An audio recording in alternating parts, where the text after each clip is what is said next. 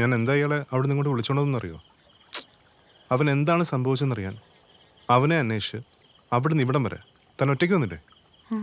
അപ്പൊ തന്നെ പോലെ ഒരാളോട് അവൻ എന്തിനാണ് ഇത് ചെയ്തതെന്ന് താൻ കണ്ടുപിടിക്കണം. എങ്കിലേ തനിക്കൊരു ക്ലോഷർ ഉണ്ടാവും. ഇല്ലെങ്കിലേ അതെപ്പോഴും ഇങ്ങനെ ഒരു പെയിനായിട്ട് തൻ്റെ ഉള്ളിൽ തന്നെ കിടക്കും. അത് വേണ്ട.